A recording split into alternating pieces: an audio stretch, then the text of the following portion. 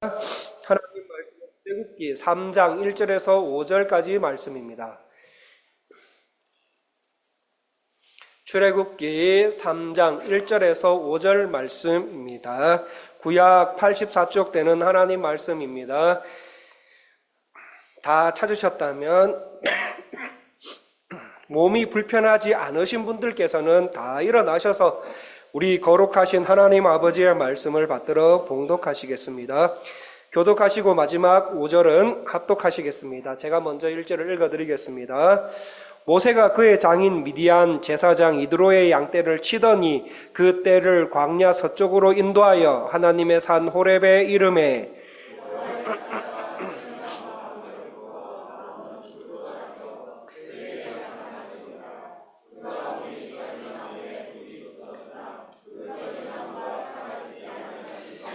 이에 모세가 이르되 내가 돌이켜 가서 이 큰 광경을 보리라. 떨기나무가 어찌하여 타지 아니하는고 하니 그때에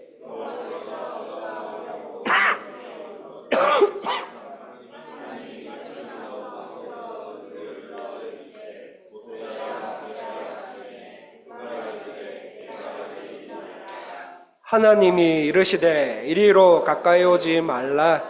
내가 선 곳은 거룩한 땅이니 내 발에서 신을 벗으라. 아멘. 이는 주의 말씀입니다. 착석하십시오. 성도님들 주보 있으신 분들은 뒤쪽에 이달의 암송 말씀이라고 적혀있는 것을 봐주시고, 주보가 없으신 분은 앞에 PPT를 봐주시겠습니다. 성경의 많은 구절들에서 부모님과 자녀들이 하나님의 말씀을 배우고 익히기를 원하시는 그 하나님 아버지의 마음을 알 수 있습니다. 이런 하나님 아버지의 의중을 받들어서 한 달에 한 구절 온 가족 암송하기를 시작했습니다. 2월달 암송 구절을 같이 한번 읽어보겠습니다. 야고보서 2장 14절 말씀부터 우리 한번 다 같이 읽기를 시작하겠습니다. 야고보서 2장 14절 말씀. 내 형제들아, 만일 사람이 믿음이 있노라 하고 행함이 없으면 무슨 유익이 있으리요? 그 믿음이 능히 자기를 구원하겠느냐? 암송 못하신 분들은 PPT를 보시고 큰 소리로 다시 한번 읽으시고요. 암송하신 분들은 저와 함께 암송해 보겠습니다. 자, 야고보서 2장 14절 시작. 야고보서 2장 14절 말씀. 내 형제들아, 만일 사람이 믿음이 있노라 하고 없으면 그이 있으리요. 그 믿음이 능히 자기를 구원하겠느냐. 아멘. 자, 부모님들 그리고 어르신분들, 성도님들 먼저 암송하시고 가정에 사랑하는 자녀들과도 같이 암송하셨으면 좋겠습니다. 지금 이 시간에 중고등부, 그 다음에 영유아부, 그리고 유초등부 예배 드리고 있는데 거기에서도 지금 똑같은 구절을 하고 있습니다. 유초등부는 좀 다르지만 같이 하고 있습니다. 그러나 저희는 확인 안 합니다. 외우셨는지 안 외우셨는지 확인 안 하니까 편안한 마음으로 한번 이렇게 평일날 외워보시고 그렇게 주일 오셨으면 좋겠습니다. 지난주 주일 예배 때 출애굽기 1장 1절에서 14절 말씀을 통해서 아프고 불투명하고 고통스럽고 어두운 이스라엘 백성들의 삶의 인생을 보셨습니다.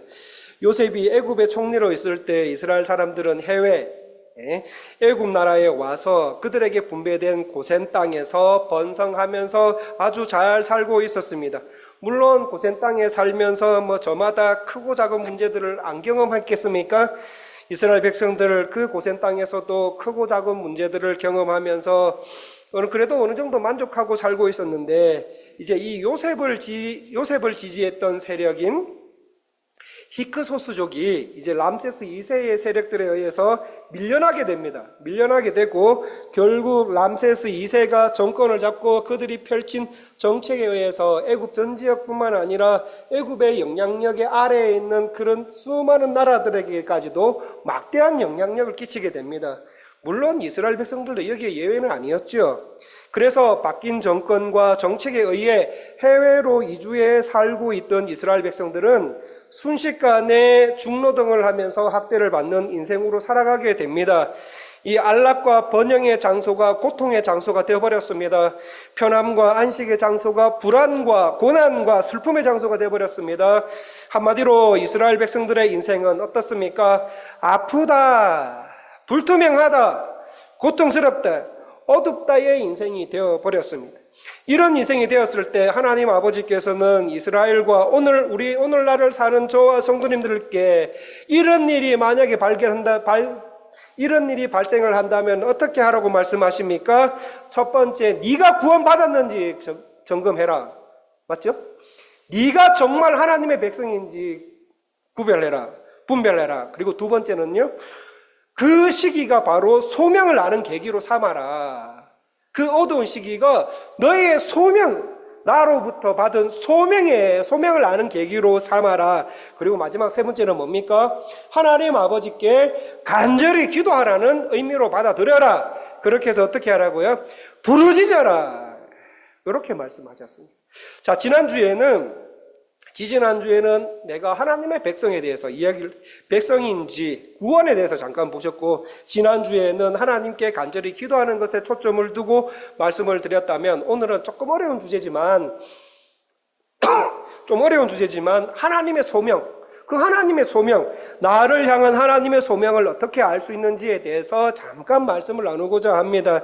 자, 성도 여러분, 하나님의 소명할 때 소명이 무슨 뜻입니까?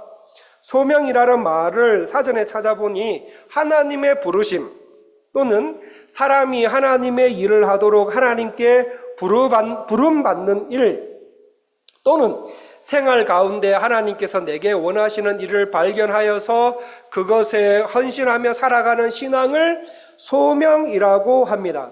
그래서 전통적으로 신학교에 들어가고자 하는 사람들에게 가장 중요시됐던 입학 조건 중에 하나가 뭔가 하면 바로 소명이에요. 소명. 하나님으로부터 네가 정말 목사로서의 소명을 받았냐 안 받았냐, 이거부터 구별하고 신학교에 들어오든지 말든지 해라, 이거였거든요. 소명이었습니다. 왜냐하면 하나님의 소명 없이 목회를 비롯한 하나님의 사역들을 감당할 수는 없다고 믿어왔기 때문이었습니다. 그런데 정확하게 말씀을 드리면은 소명은 목사뿐만 있는 게 아니에요. 성직을 가진 사람에게만 필요한 것이 아닙니다. 하나님께서는 구원받은 모든 주인 백성들에게 하나님의 소명을 부여하셨습니다. 성도님들께서 구원받은 하나님의 자녀라면,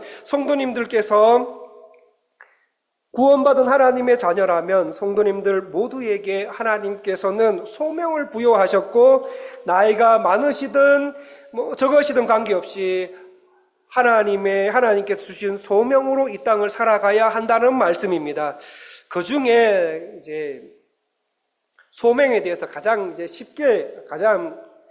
쉽고 깊게 알 수 있는 게 뭔가 하면, 성도님들 가지고 계시는 직업도 하나님의 소명 중에 하나라는 겁니다. 직업입니다. 직업. 자, 직업에 해당되는 영어 뭡니까? 자, vocation이라고 있습니다. vocation이라는 단어가 있는데, 이 단어는 영어로 vocation이 라틴어에 어디서 나왔는가 하면 보카티오에서 나왔습니다. 이 보카티오의 말이 뭔가 하면 부르심, 소명이라는 뜻이에요. 그게 오늘날로 사용되는 말이 뭐냐 하면 직업이에요. 그러니까 직업은 뭡니까? 하나님의 부르심, 하나님의 소명이 저와 성도님들께서 가지고 계시는 직업이라는 말입니다. 자, 그러므로 직업도 하나님의 소명이다라는 말입니다. 물론 소명 없이도 어떤 직업을 가질 수 있습니다. 소명 없이 직업을 가지고 살아가는 사람들에게는 돈 벌어서 세상적으로 성공하거나 노후 보장을 위해서 돈을 벌거나 가족들의 세상적 평안과 번영을 중심에 두고 일하기 때문에 어떻습니까? 하나님께서 주시는 즐겁고 보람된 결과를 기대할 수 없는 경우가 더 많이 나타나게 됩니다. 왜냐하면 대체로 사람들이 직업을 선택할 때 하나님의 부르심을 생각하는 것보다 뭘 더 생각합니까? 경제적 동기, 현재 처해 있는 내 위치, 상태, 환경, 내가 가지고 있는 지식, 경험, 재능, 기술, 상황에 의해서만 직업을 선택하려 하기 때문에, 이게 마치 수능 본 친구들 있지 않습니까? 수능 본 이 고등학생들이 어떻게 대학을 고른가 하면 내가 어떤 대학, 어떤 학과를 가서 하나님께 영광을 돌려드리고 살까? 하나님 나라와 주 예수 그리스도의 영광을 위해서 공부할까? 이런 가치관이나 하나님께서 내게 주신 소명이 뭘까? 이까에 대한 소명의식을 하나님과 친밀하게 교제하면서 말씀으로 찾고 기도로 두드려가면서 내가 어떤 대학 어떤 과를 선택해야 되겠다. 그게 아닙니다. 그게 아니고 나온 수능 점수에 맞춰서 대학을 선택하는 학생들처럼 직업을 선택하는 경우가 있기 때문입니다. 그러나 소명에 따라 직업을 수행하면은 직업을 통해서 하나님께 더 많이 쓰임 받으며 하나님의 영광을 위해서 살 수가 있다는 거죠. 그래서 어떻게 보면 성도는 하나님의 부르심, 소명을 알고 소명의식으로 살아가는 것이 성도의 일생 가운데 가장 중요한 생활 중에 하나라고 볼 수가 있습니다. 자, 오늘 읽으신 말씀을 보시면 모세가 이스라엘을 출애굽시켜 약속의 땅 가나안으로 인도할 지도자로 모세가 지금 하나님의 부르심을 받는 소명장입니다. 이때는 모세가 애굽 바로의 궁중 생활을 마치고 일단 이스라엘의 지도자로 자임하다가 자기 민족 사람들에게 모세 너는 아니야 하면서 거절당하죠. 거절당한 후에 미디안 광야로 쫓겨나게 됩니다. 미디안 광야로 도망하여서 목자로 살던 어느 날 바로 이 호렙산에서 모세는 출애굽의 지도자로서 소명을 받게 됩니다. 그것도 모세 자신의 선택에 의한 것이 아니라 하나님의 전적인 주권으로 부르심을 받습니다. 자, 그렇다면 오늘 말씀을 통해서 성도라면 내가 구원받은 사람이라면 내가 하나님의 자녀라면 반드시 하나님으로부터 온 소명을 받으며 살아가야 되는데 나이에 많고 적음에 상관없이 올 수 있는 하나님의 소명을 우리는 어떻게 들을 수 있는지 한 3가지 정도로만 보고 우리 새 신앙생활에 접목했으면 좋겠습니다. 자, 성도 여러분, 어떻게 할 때 우리는 나를 향한 하나님의 소명을 듣고 알고 분별할 수 있습니까? 첫 번째로 일상생활에 성실해야 됩니다. 일상생활에 성실하게 일하셔야 됩니다. 하나님의 부르심을 경험했던 사람들 한번 생각해 보십시오. 성경 안에 하나님의 부르심을 경험했던 사람들 대부분의 공통적인 특징이 있는데 그 특징이 뭐냐면 일상생활에서 성실하게 생활하고 있었다는 점이에요. 물론 하나님의 은혜는 안 그런 경우도 있습니다. 하나님의 은혜는 일상생활을 성실히 살아가는 사람에게만 임하는 것도 아닙니다. 그렇지 못한 사람에게도 하나님의 은혜가 임하는 경우도 있습니다. 우리 하나님의 은혜는 풍성하기 때문에 부유하든 가난하든 부지런하든 게으르든 상관없이 하나님의 전적인 주권에 의해서 부어지는 것이기 때문에 그러나 성경을 보면 적어도 실패하든 성공하든 그것 관계없이 예수님께서는 주로 성실하게 일하고 있는 사람들을 부르셨다는 점이에요. 베드로의 경우를 한번 볼까요? 베드로가 예수님을 만났던 그날 뭐하고 있었습니까? 그날도 베드로는 밤을 지새우며 고기잡이에 열중하고 있었던 것이었어요. 많은 수확을 거두지 못한 허탈감 속에서 새벽을 맞고 있었지만 베드로는 평소 하던 대로 성실하게 자신의 일을 감당하고 있었다는 겁니다. 어제 일을 오늘도 하고 오늘 일 내일도 하면서 성실하게 살고 있는 베드로를 예수님께서는 부르셨던 것이었지요. 예수님뿐만 아니라 예수님의 제자들 중에 대부분 한가로운 시간에 예수님께 부름받은 사람은 단 한 명도 없습니다. 자, 사도 바울 한번 볼까요? 사도 바울도 그랬습니다. 그가 사울이었던 시절에 예수님 믿는 사람들을 처단하는 것이 하나님을 위한 일이다 라고 생각하고 마치 성난 멧돼지처럼 막 쿵쿵거리며 그래가면서 예수님을 믿는 자들을 처단하고자 열심히 다니는 일을 했던 사울. 그날도 성도들을 체포하기 위해서 열심히 다메섹으로 가던 중에 누구를 만나게 됩니까? 예수 그리스도를 만나게 돼요. 예수 그리스도를 만나고 자신의 진정한 소명을 거기서 알게 되는 거지요. 자, 그렇다면은 우리 하나님 아버지는 어떤 분이십니까? 우리 하나님 아버지는 어떤 분이십니까? 성실하신 하나님, 성실하신 아버지이십니다. 창세기 24장에 보시면 이르되 나의 주인 아브라함의 하나님 여호와를 찬송하나이다. 나의 주인에게 주의 사랑과 성실을 거치지 아니하셨사오며 여호와께서 길에서 나를 인도하사 내 주인의 동생 집에 이르게 하셨나이다 하니라. 시편의 25편에 내가 주를 바라오니 성실과 정직으로 나를 보호하소서. 시편 37편에 여호와를 의뢰하고 선을 행하라. 땅에 머무는 동안 그의 성실을 먹을거리로 삼을지어다. 시편 89편에 여호와 만군의 하나님이여 주와 같은 능력 있는 이가 누구이리까? 여호와여 주의 성실하심이 주를 둘렀나이다. 시편 100편에 여호와는 선하시니 그의 인자하심이 영원하고 그의 성실하심이 대대에 이르리로다. 이사야 25장에 여호와여 주여 주는 나의 하나님이시라. 내가 주를 높이고 주의 이름을 찬송하오리니 주는 기사를 옛적에 정하신 뜻대로 성실함과 진실함으로 행하셨습니다. 예레미야 애가 3장에 이것들이 아침마다 새로우니 주의 성실하심이 크시도소이다. 이런 말씀에 나오는 것처럼 우리 하나님은 어떤 분이시라고요? 성실하신 분이십니다. 그러므로 우리는 하나님의 성실하심을 닮아가며 이 땅을 살아가야 될 줄 믿습니다. 왜 하나님께서는 성실하게 살고 있던 사람들을 대부분 부르십니까? 성실성은 모든 사역의 필수적인 바탕일 뿐만 아니라 하나님의 백성이 갖추어야 할 인격 중에 하나이기 때문입니다. 자, 한 가지만 더 예를 들어볼게요. 마태복음에 나와 있는 달란트 비유를 한번 보십시오. 예수님께서 친히 가르치신 달란트의 비유에서 이제 종들에게 돈을 맡기고 타국에 갔다 돌아온 주인이 종들에게 했던 칭찬의 공통적인 근거가 뭔가 하면 무슨 말을 했습니까? 죄송합니다. 착하고 충성된 종아였습니다. 착하고 충성된 종아 할 때 충성이 무슨 뜻인가 하면 성실하다는 뜻이에요. 성실하다, 성실함을 말합니다. 그러니까 착하고 성실한 종아 이렇게. 그래서 주인이 타국에 나가 돌아와서 1달란트를 제외한 나머지 달란트를 가진 종들을 칭찬하신 이유가 많이 남겨서 뿐만 아니라 그만의 이유가 아니라 그뿐 아니라 성실하게 열심히 일했기 때문에 칭찬하신 것이었습니다. 자, 이 말씀을 교회 학교에 가져와서 달란트 잔치라는 이름으로 아이들을 교육하기도 합니다. 교회 학교에서 달란트 잔치를 하는 이유는 말씀을 기반으로 하나님께서 성실하게 최선을 다한 자를 칭찬하신다는 것을 가르치기 위함입니다. 성실하게 씨를 뿌리는 자는 하나님께서 많이 거두게 하시나 게으른 자는 거둘 것이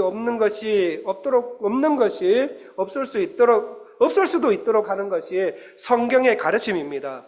우리 교회 유초등부에서도 달란트 잔치를 하고 있는지는 모르겠어요. 작년에 했는 것 같은데.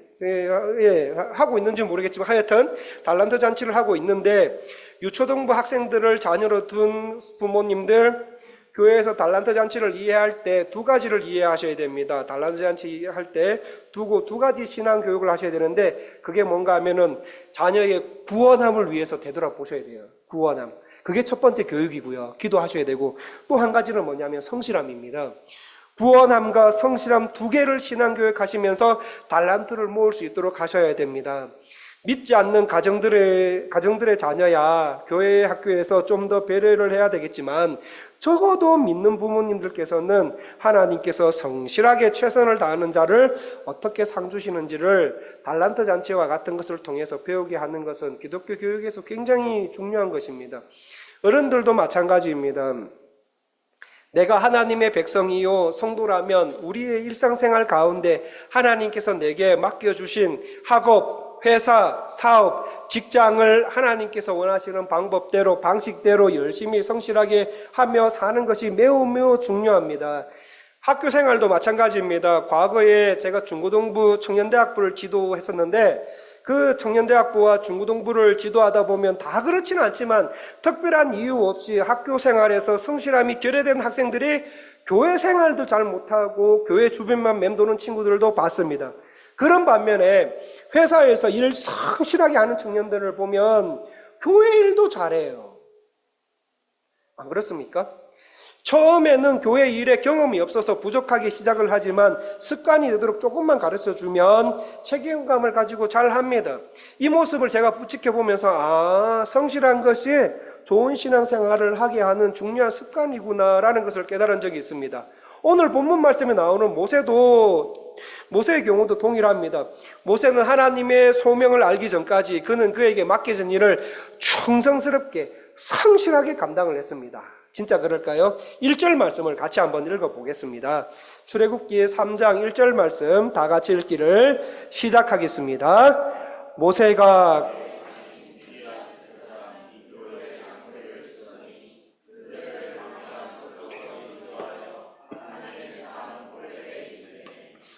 모세는 바로의 진노를 피하여서 미디안 쪽으로 간 후 그곳에서 이제 결혼을 하고 자녀를 낳고 성실하게 양떼를 치는 일상생활을 살고 있었습니다.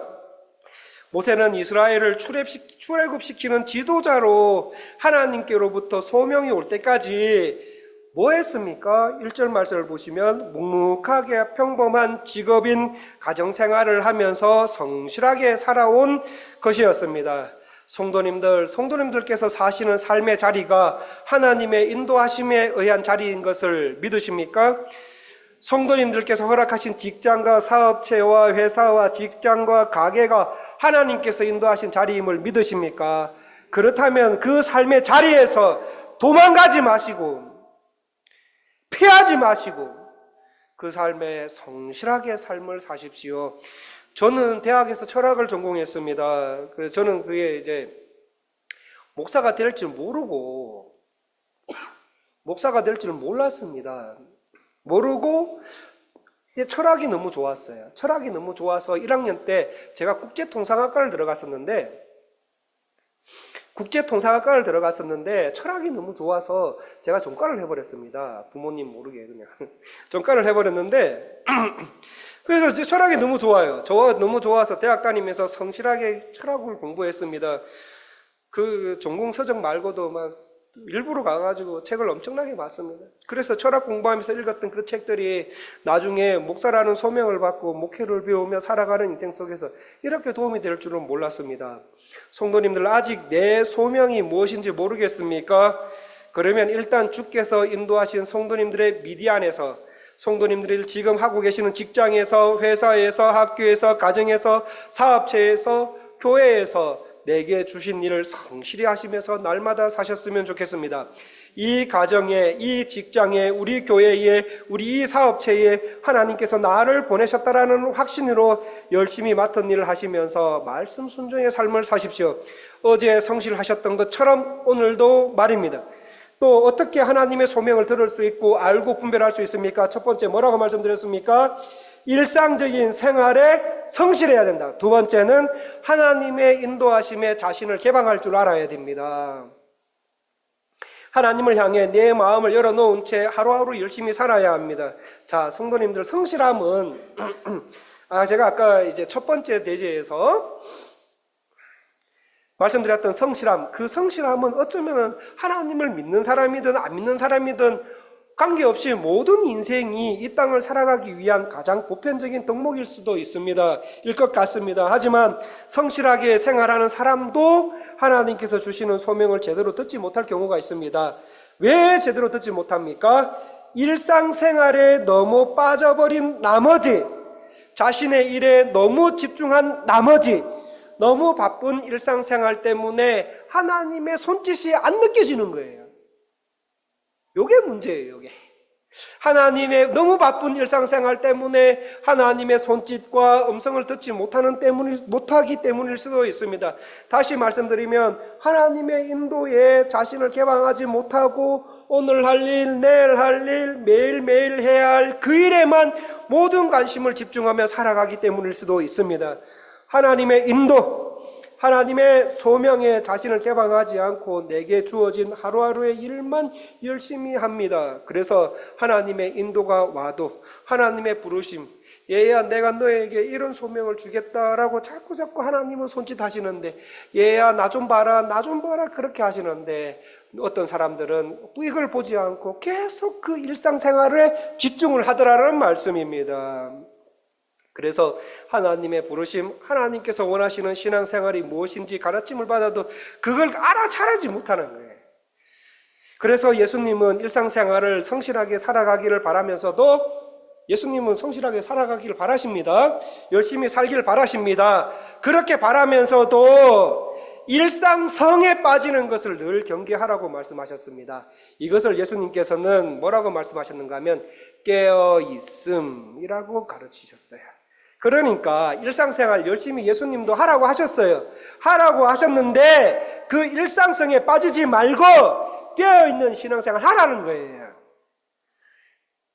예수께서 제자들에게 오사 그 자는 것을 보시고 말씀하시되 너희가 나와 함께 1시간도 이렇게 깨어 있을 수 없더냐. 시험에 들지 않게 깨어 기도하라.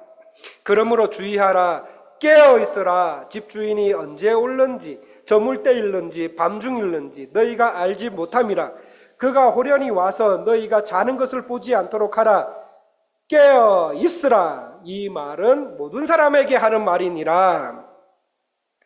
천국 복음이 온 세상에 전파되어야 세상 끝이 오느니라. 그러므로 깨어 있으라. 너희가 내 이름으로 말미암아 모든 사람에게 미움을 받을 것이나 끝까지 견디는 자는 구원을 받으리라. 너희는 스스로 조심하라. 그렇지 않으면 방탕함과 술취함과 생활의 염려로 마음이 둔하여 지고 뜻밖의 그날이 덫과 같이 너에게 임하리라. 이러므로 너희는 장차 올 이 모든 일을 능히 피하고 인자 앞에 서도록 항상 기도하며 깨어 있으라. 또한 너희가 이 시기를 알거니와 자다가 깰 때가 벌써 되었으니 그러므로 우리가 어둠의 일을 벗고 빛의 갑옷을 입자. 낮에와 같이 단정히 행하고 방탕하거나 술 취하지 말며 음란하거나 호색하지 말며 다투거나 시기하지 말고 오직 주 예수 그리스도로 옷 입고 정욕을 위하여 육신의 일을 도모하지 말라. 그러므로 우리는 다른 이들과 같이 자지 말고 오직 깨어 정신을 차릴지라. 자는 자들은 밤에 자고 취하는 자들은 밤에 취하되 우리는 낮에 속하였으니 정신을 차리고 믿음과 사랑의 호심경을 붙이고 구원의 소망의 투구를 쓰자 라고 우리 주님께서 말씀하신 것처럼 예수님께서는 일상의 삶 속에서 깨어있는 신앙생활을 그렇게 중요하게 여기셨다는 말씀입니다.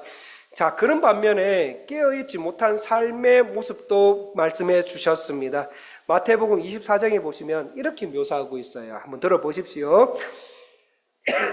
깨어있지 못한 삶입니다. 그 삶에 혹시 내가 속해 있는지 아니면 안 속해 있는지도 한번 보시면 좋을 것 같아요. 자, 마태복음 24장에 보시면 홍수 전에 노아가 방주에 들어가던 날까지 사람들이 먹고 마시고 장가들고 시집가고 있으면서 홍수가 나서 그들을 다 멸하기까지 깨닫지 못하였으니 인자의 임함도 이와 같으리라. 성도님들, 이 말씀은 일상생활에 푹 빠진 채 거기에만 집중하며 살아왔던 사람들의 종말입니다. 그 종말을 말하고 있습니다. 예수님께서는 이 말씀을 하시면서 먹고 마시고 장가들고 시집가는 사람들의 일상적인 생활을 종죄하신 것이 아니라 이런 일상에 너무 빠져버린 나머지 다시 오실 주님에 대해 깨어 준비하지 못한 삶을 경고하신 것이었습니다. 자, 성도님들은 어떻습니까? 깨어 있으십니까? 아니면 일상생활에 너무 빠져버린 나머지 다시 오실 주님에 대해 깨어 준비하지 못한 삶을 지금도 계속 살아오십니까? 오늘 말씀에서 다행히 모세는 어떻습니까? 깨어 있었습니다. 우리 2절 3절 말씀을 다 같이 읽어보겠습니다. 출애굽기 3장 2절 3절 말씀 다 같이 읽기를 시작하겠습니다. 여호와의 사자가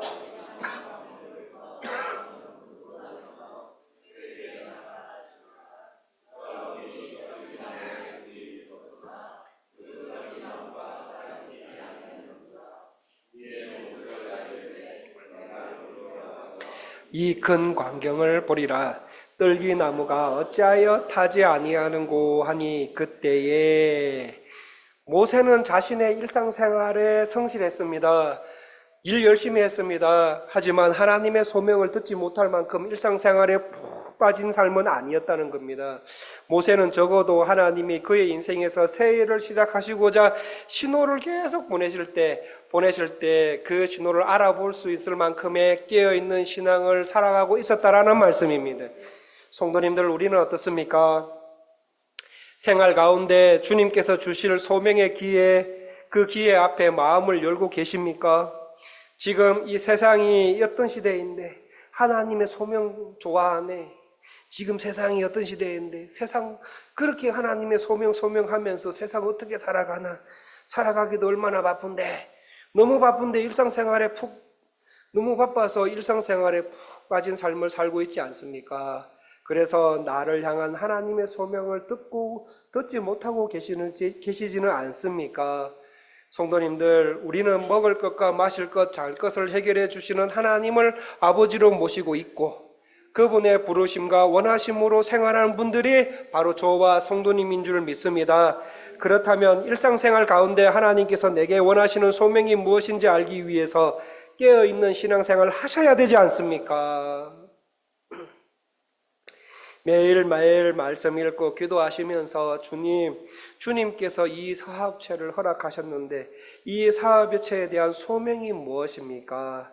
주님, 눈에 넣어도 안 아픈 우리 자녀들 주셨는데, 그리고 세상에서 가장 아름다운 아내를 주셨고 눈에 넣어도 안 아픈 그런 자녀들을 우리에게 주셨는데, 우리 가정에 주셨는데, 주님, 이 우리 가정에 대한 소명이 무엇입니까? 우리 자녀들 주셨는데 눈에 넣어도 안 아프지 않습니까? 혹시 아프신 분 계십니까? 자, 눈에 넣어도 안 아픈 우리 자녀들, 우리 자녀에 대한 하나님의 소명은 무엇입니까? 이렇게 물어본 적이 있으십니까? 나를 향한 하나님의 소명은 무엇입니까? 너무 일상생활에 빠져서 주님께서 주시는 소명 듣지 못하는 것은 아닌지요? 하나님은 분명히 나에게, 얘야, 내가 너에게 줄 소명이 있다라고 자꾸 손짓하시는데, 여러분은 너무 일상생활에 빠져서 이 하나님께서 주시는 그 신호를 캐치 못하시고 계시는지는 않으십니까? 그래서 오늘 설교 들으시는데, 임 목사, 저분 설교하는데 왜 이렇게 어렵지? 소명이 뭐야? 그거 있어야 되나? 그렇게 생각하고 있지는 않습니까? 너무 소명에 대한 어떤 그런 것이 우리의 생활에 멀리 떨어져 있는 것처럼 느끼셔서요.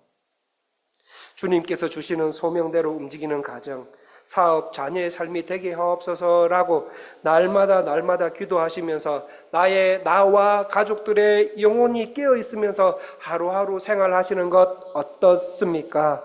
어떻게 하나님의 소명을 들을 수 있고 알고 분별할 수 있습니까? 첫 번째는요, 일상적인 생활에 성실하셔야 됩니다. 두 번째, 하나님의 인도하심에 자신을 개방하셔야 됩니다. 마지막 세 번째, 하나님의 소명에 진지하게 응답하셔야 돼요.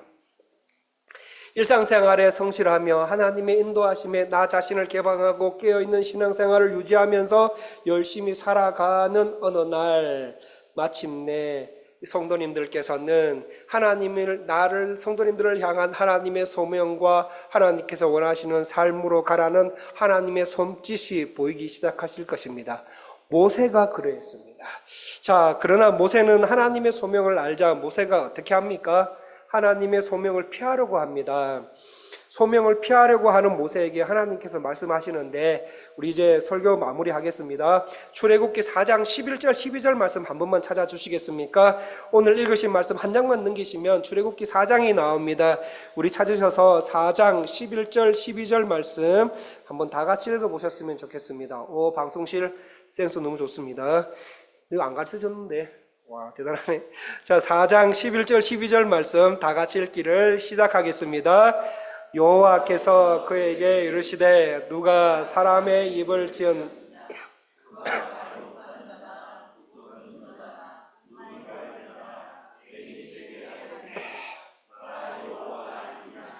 이제 가라, 내가 내 입과 함께 있어서 할 말을 가르치리라.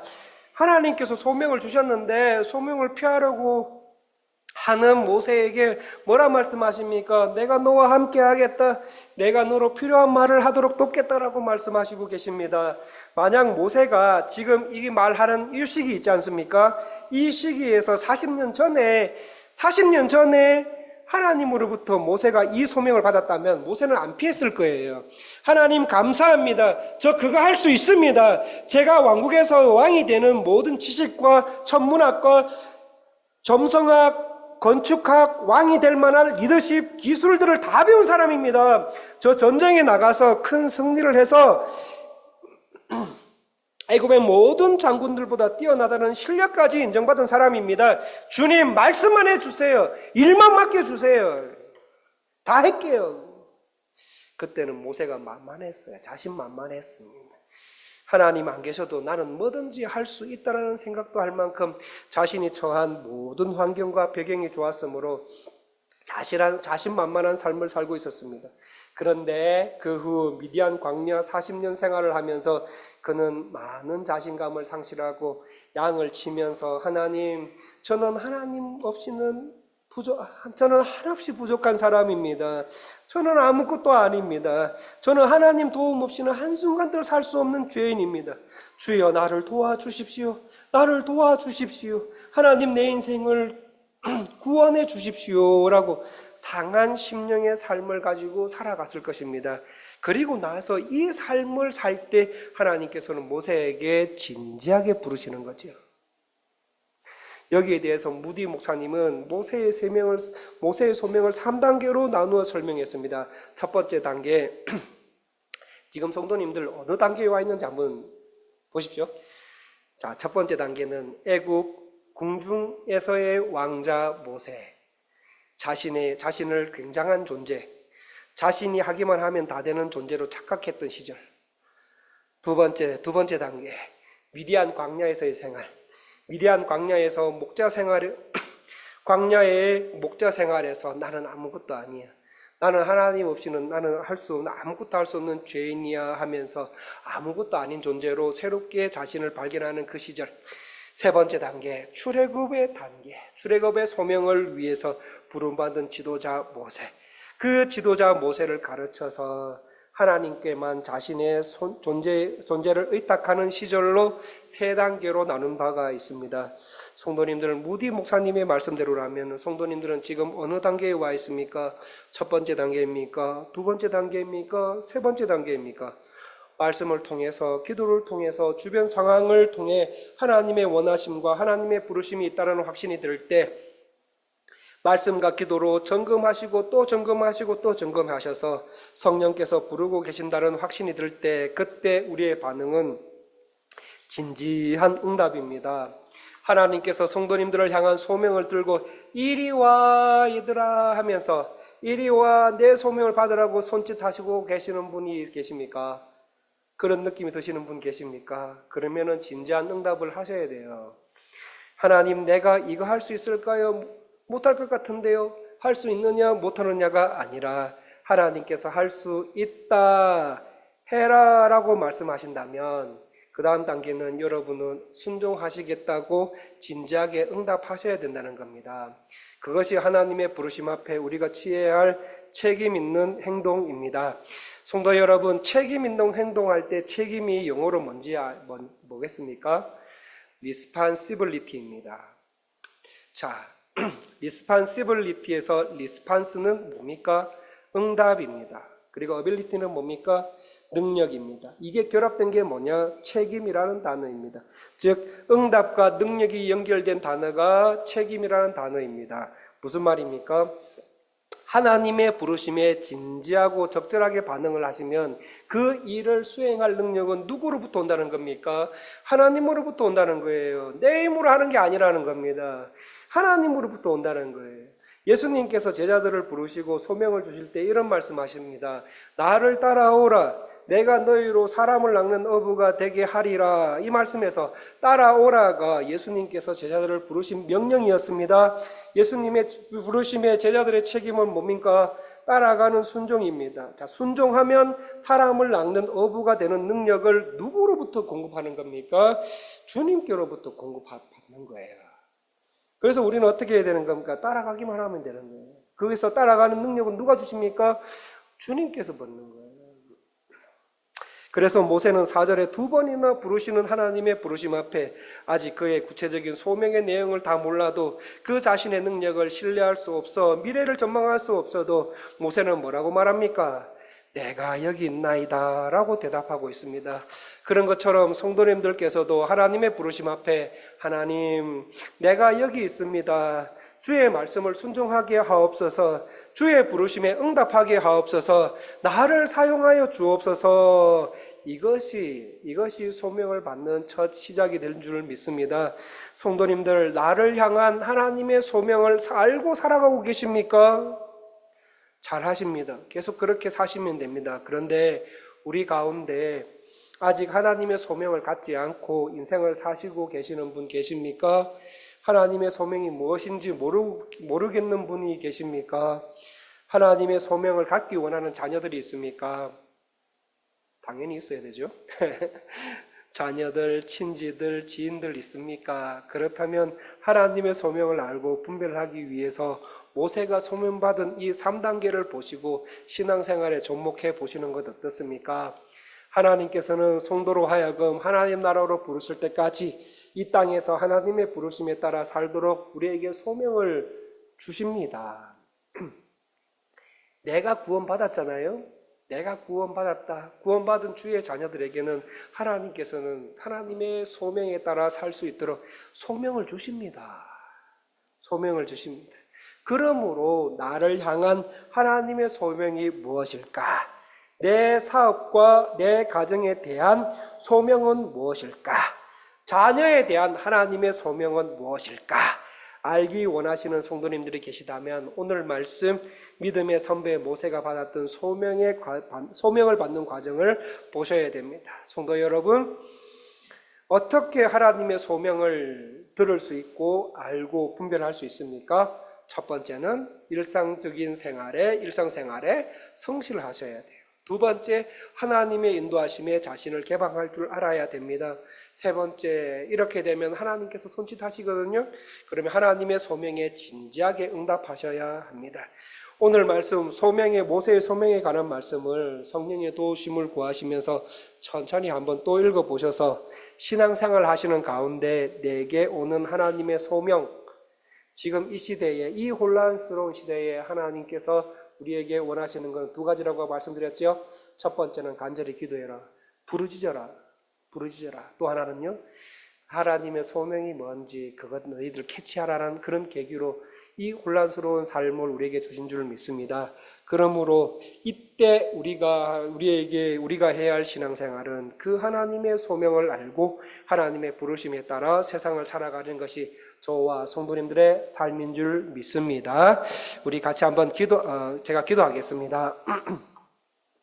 하나님 아버지, 저와 성도님들께서는 하나님의 백성이 하나님 나라 가기까지 이 땅을 살아가는 데 있어서 필요한 신앙의 요소에 대해서 몇 주 동안 말씀을 나누어 주셨습니다. 하나님의 백성이 하나님 나라 가기까지 이 땅을 살아가는 데 있어서 필요한 신앙생활이 뭐냐? 첫 번째, 내가 하나님의 백성이 되는 거다. 구원이고요. 두 번째, 고통을 다룰 줄 아는 신앙입니다. 세 번째, 소명으로 살아가는 신앙이 필요하다고 주님께서 말씀하셨습니다.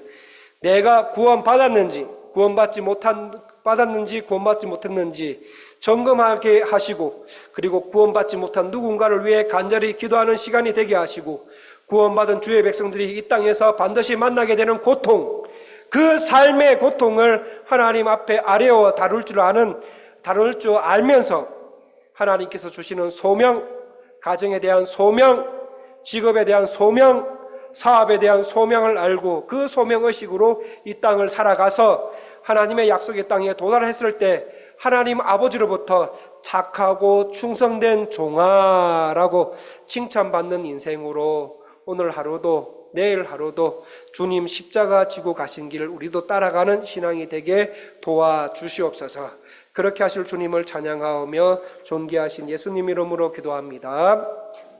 찬송가 325장 찬송하시겠습니다.